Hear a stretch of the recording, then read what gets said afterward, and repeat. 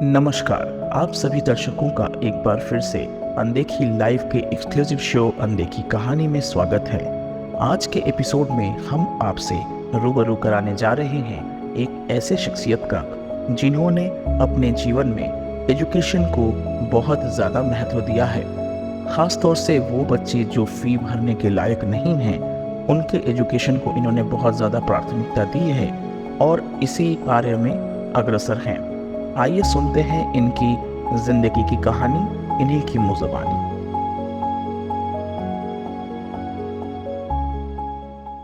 नमस्ते, नमस्कार। आप सभी को मेरा ढेर सारा प्यार। आप सभी का स्वागत है अनदेखी लाइव के एक्सक्लूसिव शो अनदेखी कहानी में। मैं हूँ आपकी दोस्त और होस्ट जया अग्रवाल। दोस्तों, कार्यक्रम के पिछले कुछ भाग में हमने आपको अलग अलग विविधा से जुड़े हुए लोगों से मिलवाया। डॉक्टर, समाज सेवी, न्यायाधीश, तो वहीं सितार वादक, शास्त्रीय संगीत के गायक, कलाकार और एक ऐसे व्यापारी से आपकी मुलाकात करवाई जिन्होंने 20 रुपए 30 रुपए मात्र अपने वेतन से आज करोड़ों अरबों के उद्योगों को खड़ा किया है। राधे श्याम बंसल। आप आतुर होंगे जानने के लिए कि आज की हमारी इस कड़ी में आज का ये कार्यक्रम किसके किस्से और किसके हिस्से होगा। तो हम आपको बिल्कुल भी व्याकुल नहीं करते हैं और सीधे आपको जोड़ते हैं आज के अपने मेहमान से और आपको उन्हीं की जुबानी सुनाते हैं उनकी कहानी। कार्यक्रम में आज के मेहमान से जुड़ने के लिए मेरी तरफ से एक छोटा सा परिचय। अभय ग्रुप ऑफ इंस्टीट्यूट के डायरेक्टर अभय सिंह जी से करते हैं एक मुलाकात। अभय जी, कार्यक्रम में आपका सबसे पहले तो स्वागत है।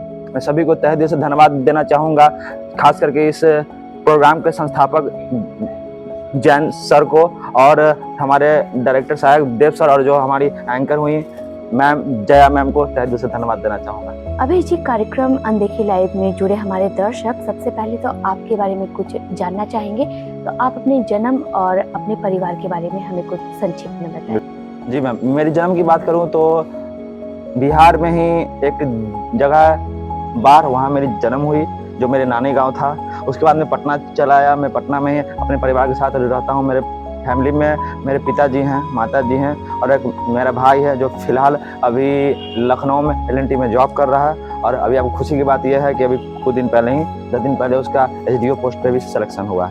ये मेरी छोटी सी परिवार है जो पर हम लोग ज्वाइंट फैमिली भी हैं, सबकी मदद करते हैं। पर अभी जो पटना में हम लोग छोटे परिवार के साथ रहते हैं। परिवार की तो बात हो गई, जन्म की बात हो गई। अब आप हमें सफर में थोड़ा आगे बढ़ते हुए अपने एजुकेशन के बारे में बताएं। पढ़ाई जो है मेरा कुछ बहुत बड़े लेवल का नहीं रहा। नॉर्मल फैमिली से बिलोंग करता था। आर्थिक स्थिति भी नॉर्मल थी, इसलिए लोकल छोटे से स्कूल में ही मैंने अपना पढ़ाई किया।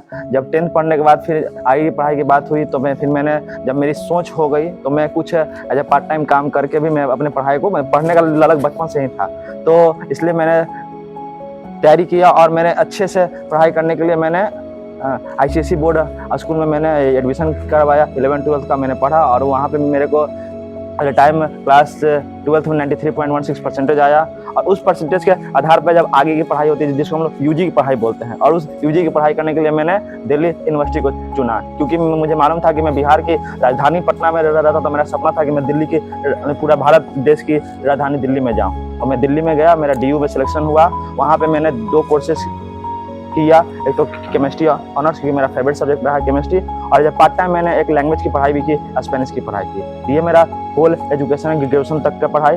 फिर उसके बाद कुछ काम करने की ललक भी थी, तो फिर मैं पटना वापस आया। और जब मैं आया तो फिर अभी मेरी पढ़ाई कंटिन्यूअस चल ही रही है। ठीक है, अभी मैं PG का छात्र भी हूँ जो मेरी केमिस्ट्री बैकग्राउंड से बिलोंग करती है, और वो पाटलिपुत्रा यूनिवर्सिटी से बिलोंग करने वाला AN कॉलेज में पढ़ाई चल रही है। कि आपने बताया कि आप अभी एक विद्यार्थी हैं, लेकिन हमने कार्यक्रम में आपको इसीलिए शामिल किया है क्योंकि हमने सुना है आपने एजुकेशन के क्षेत्र में अपनी एक अलग पहचान बनाई है। आपने बिहार में परचम लहराया है। आप अपने इस सफर के बारे में हमें बताएं। इस प्रश्न का मैं जवाब में आपको 2 कहानियां से देना चाहूँगा। जैसे कि मैंने पिछले प्रश्न में बताया कि मेरा जो फेवरेट सब्जेक्ट रहा है वो केमिस्ट्री रहा है, तो मुझे बचपन से एज ए केमिकल इंजीनियर बनने का भी शौक था।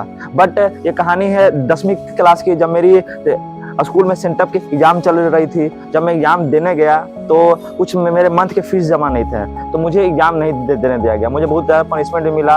तो उस दैट टाइम जब मैंने इस बात को अपने स्कूल में उठाया कि सर कि मेरी गलती तो है नहीं, मेरे पेरेंट्स से आप बात कीजिए, मेरे को एग्जाम देने दीजिए, क्योंकि मैं अव्वल दर्जे का छात्र था, मेरे क्लास में एक अच्छा रैंक आया करता था। तो मेरे बात को ना रखते हुए, उसको फॉलो ना करते हुए मुझे स्कूल वाले ने पनिशमेंट भी दिया। बीइंग स्टूडेंट में बोल रहा हूँ कि वो दिन मुझे बहुत लगा बुरा, और मैं उस खड़े खड़े मैंने एक प्रण लिया कि शिक्षा के क्षेत्र में कुछ ऐसा करूंगा कि आने वाला समय में कोई बच्चा एटलीस्ट फीस के लिए तो नहीं कुछ करेगा। जो बच्चे मेरे जो आज के दौर में मेरे मेरे से जुड़े हुए हैं, आप उनसे पता भी कर सकते हैं, कोई बच्चा फीस के लिए तो रुकता नहीं है मैम, ये गारंटीड है। तो उस दिन मैंने ठाना, और उसी दिन मैंने सोचने के साथ मैंने एक संस्था का नींव रखने का सोचा कि आगे चल के मैं एक संस्था खोलूंगा जहां पे बच्चे को अव्वल दर्जे की शिक्षा दी जाएगी और जहां फीस के लिए कोई रिक्वायरमेंट नहीं होगी। जो जैसा लायक है उसको उस तरीके से हम लोग सर्विस देंगे।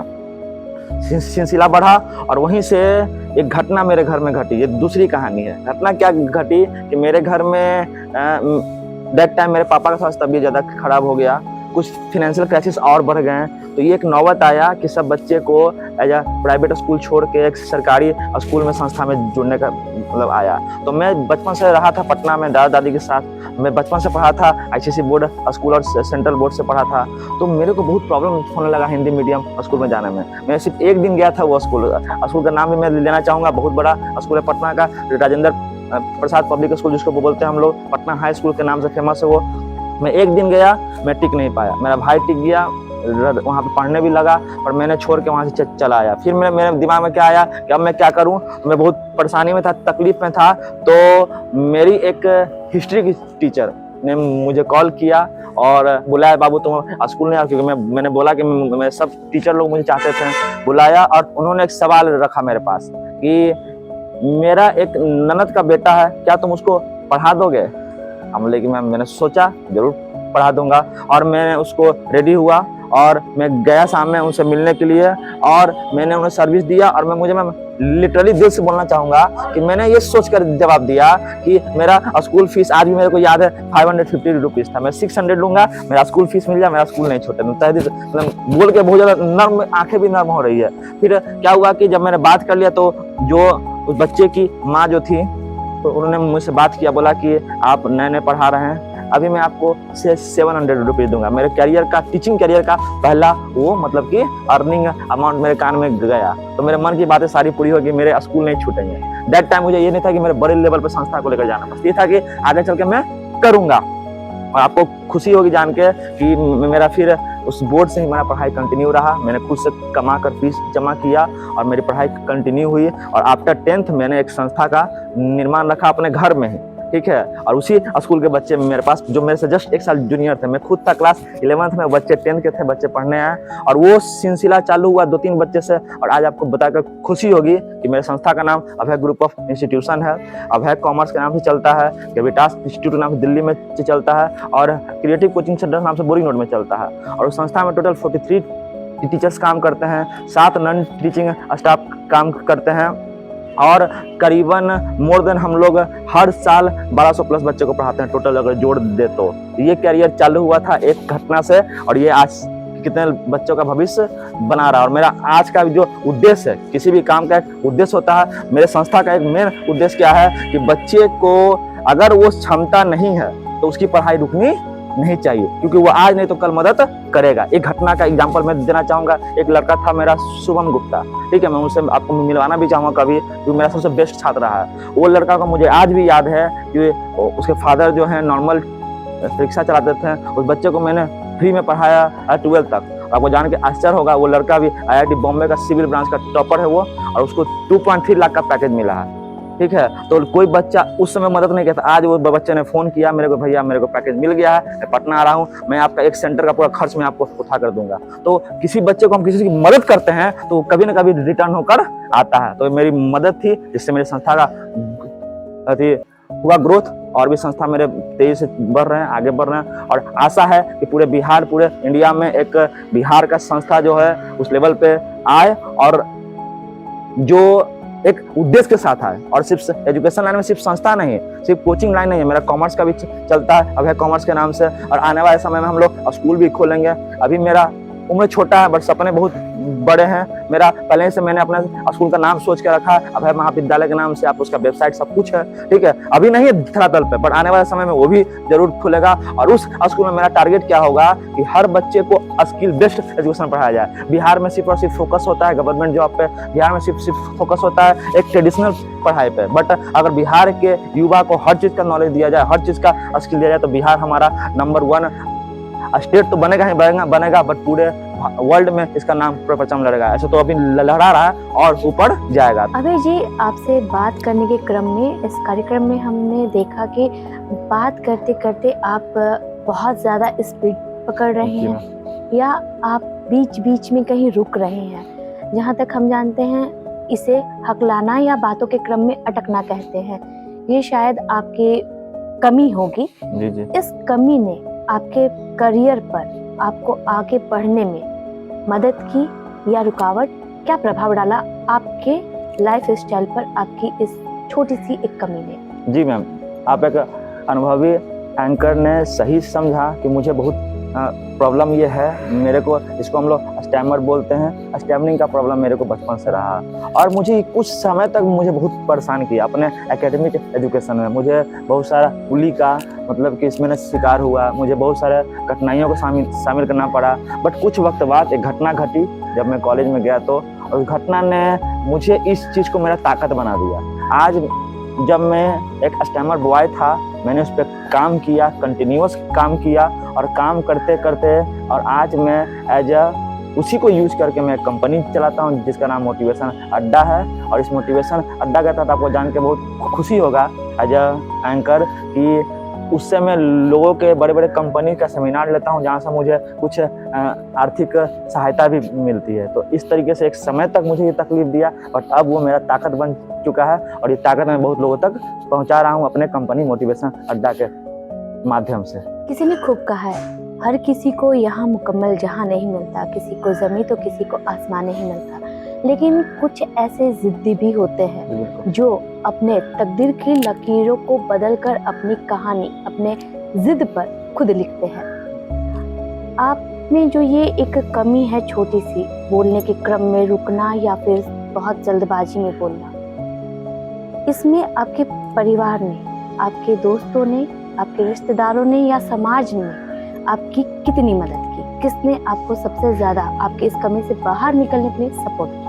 जी मैम, आपने सही कहा। जैसे कहा गया कि किसी भी व्यक्ति के तरक्की के पीछे किसी न किसी का हाथ होता है, तो मेरे इस प्रॉब्लम के पीछे बहुत लोगों ने मुझे मोटिवेट किया, खास करके मेरे फैमिली, मेरे मम्मी ने और मेरे दादाजी ने। दादाजी मेरे लिए सब कुछ थे, जो अब तो नहीं है दुनिया, बट उनका आशीर्वाद मेरे साथ है। और मेरे कुछ दोस्त लोग भी थे जो मेरे स्कूल लाइफ में से अभी तक साथ में रहे। एक दो का नाम भी लेना चाहूँगा। रोहित मेरा बहुत अच्छा दोस्त रहा, मुझे हमेशा मोटिवेट करता है। नेहा नाम की दोस्त मेरी रही है, आभा नाम की दोस्त रही है, उसने मुझे कंटिन्यूअस मोटिवेट किया आगे बढ़ने के लिए। और एक मैं संस्था का भी नाम देना चाहूँगा जिसने मुझे इस लायक बनाया कि मैं आपके सामने आज बोल पा रहा हूँ 2 लाइन। वो संस्था का नाम है टीसा।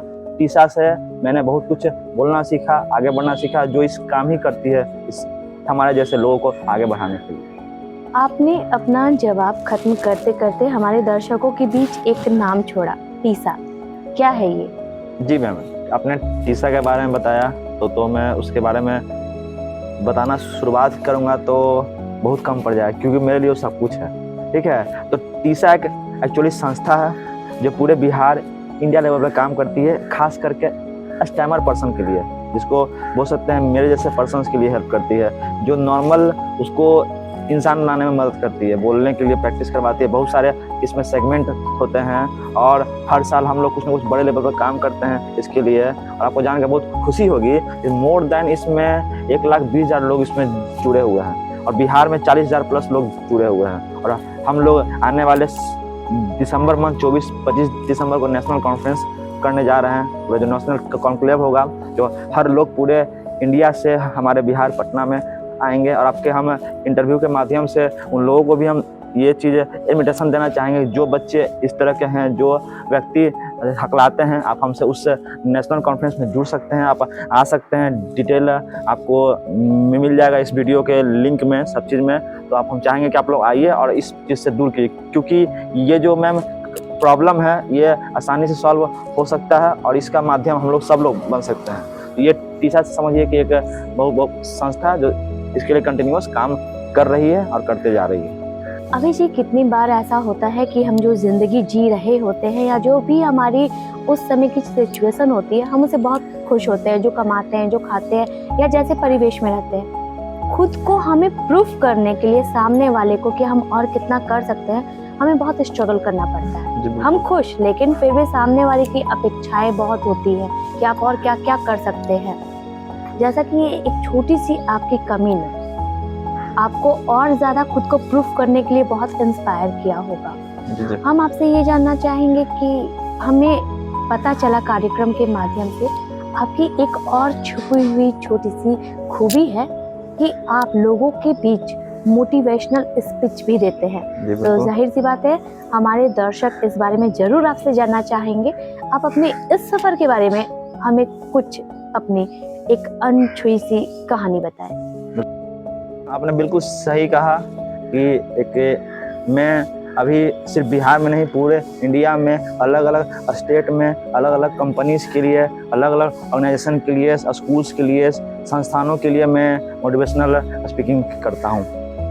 ये इसलिए मैंने किया कि मुझे पूरे भारत देश को ये प्रूफ करना था कि जिस लोगों ने मुझे बचपन में ताना दिया था कि तुम एक स्टैमर बॉय हो, तुमको बोलने में तकलीफ होती है, जो मेरी सबसे बड़ी कमजोरी थी, तो मेरी सबसे बड़ी ताकत बनी। जैसे कि हम लोग बोलते हैं, है ना, कि बुझी हुई शामा फिर से जल सकती है, घिरी हुई कश्ती किनारे लग सकती है, जिंदगी में मायूस मत होना, में दोस्ती किस्मत है, कभी भी कहीं बदल सकती है।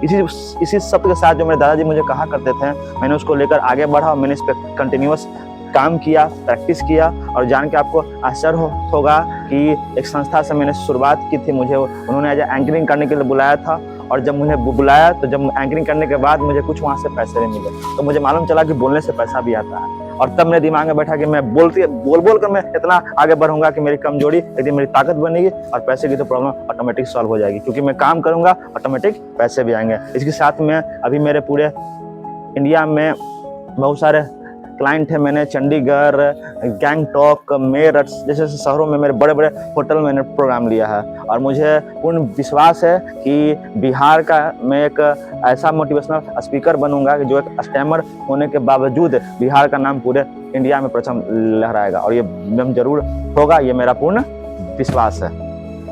अभी जी कार्यक्रम में अब हम चलते हैं अपने आखिरी सवाल की ओर। और अगर कार्यक्रम के दृष्टिकोण से देखा जाए तो ये बहुत ही महत्वपूर्ण सवाल भी होता है, क्योंकि हम यहाँ बातें कर रहे हैं आगे बढ़ने की, करियर की।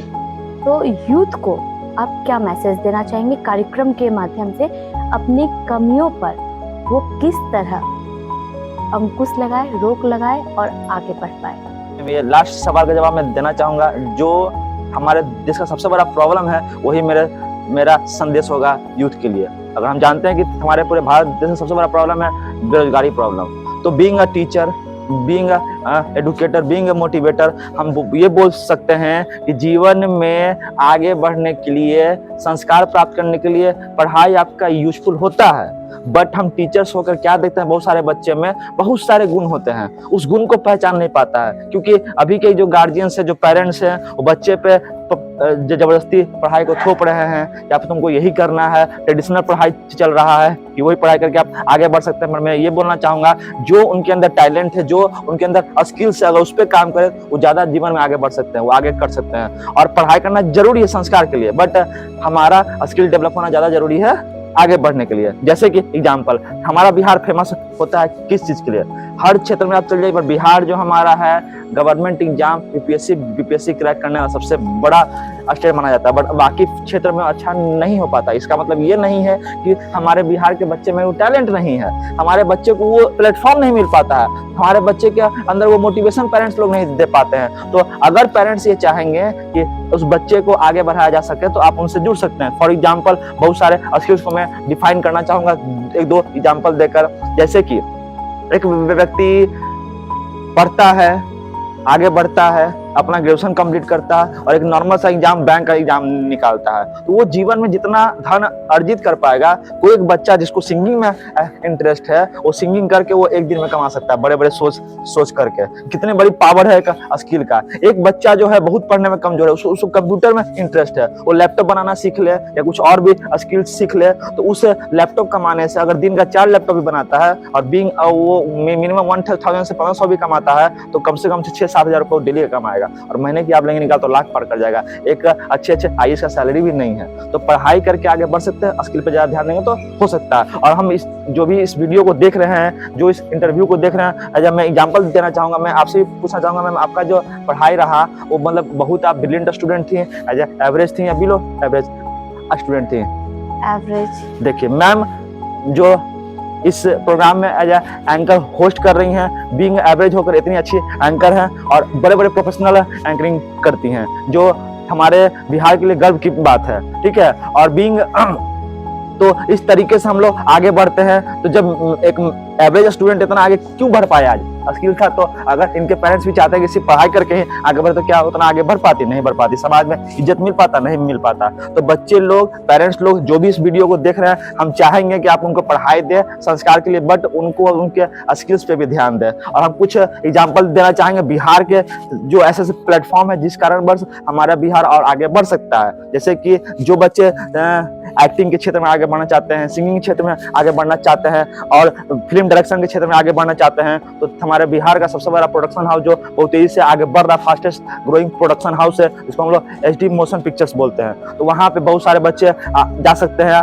आप मेरा रिकमेंड ले सकते हैं, क्योंकि मैंने बहुत को मैंने सर्वे किया तो सबसे बेस्ट है, ठीक है। और बहुत सारी चीजें हैं जो आप कर सकते हैं, तो हम चाहेंगे, और डिटेल आपको इस वीडियो के लिंक में दे दिया जाएगा। तो मेरा बच्चे का लास्ट संदेश यह होगा कि आप अपने स्किल्स पे ध्यान देकर पढ़ाई के साथ साथ आप बहुत आगे जा सकते हैं। और एक संदेश लास्ट में जाते जाते जो हम बराबर बोलते आए हैं सबको, कि जो बच्चे अभी ध्यान नहीं देंगे अपने स्किल पे, उनके लिए एक लाइन की कह सकते हैं हम लोग कि तुम सोचते रह जाओगे, दूसरे कर जाएंगे, तुम टालते रह जाओगे, दूसरे आगे बढ़ जाएंगे। जिंदगी एक अपॉर्चुनिटी है, आगे बढ़ जाएगी, खाली हाथ रह जाओगे, सपने सारे मर जाएंगे। तो अगर सपना बड़ा देखना है तो आपको बड़ा स्किल पे ध्यान देना होगा, बड़ा अपने पढ़ाई पे ध्यान देना होगा। यही मेरा यूथ के लिए मैम संदेश है। अभय जी, आपने सही कहा कि अगर आपको जिंदगी में जीतना है तो अपने जिद को और अपनी इच्छा को हमेशा मजबूती से आपको खुद खड़ा होना होगा। कार्यक्रम में आप आए और हमसे आपने बहुत सारी अच्छी अच्छी बातें की, यूथ के बारे में बताया, कमजोरियों पे कैसे हम अपनी ताकत को हावी कर सकते हैं उसके बारे में बताया। कार्यक्रम में आने के लिए और इतनी सारी बातें करने के लिए, दर्शकों को जानकारी देने के लिए हम आपको बहुत बहुत धन्यवाद देते हैं। तहे दिल से धन्यवाद, और अनदेखी के पूरे टीम को तहे दिल से धन्यवाद। तो दोस्तों, हमारा आज का ये सफर और आज का ये साथ बस यही तक का था। अगले अंक में एक अगले नए चेहरे, एक अगले नई कहानी के साथ हम फिर बहुत जल्द मिलेंगे। तब तक अपनी दोस्त को दीजिए इजाजत कार्यक्रम से, लेकिन चलने से पहले आपको याद दिला दें कि अनदेखी लाइव को देखना, सब्सक्राइब करना, लाइक करना और वीडियो शेयर करना बिल्कुल ना भूलें। और अगले अंक तक के लिए अपनी दोस्त जया को दीजिए इजाजत। नमस्कार।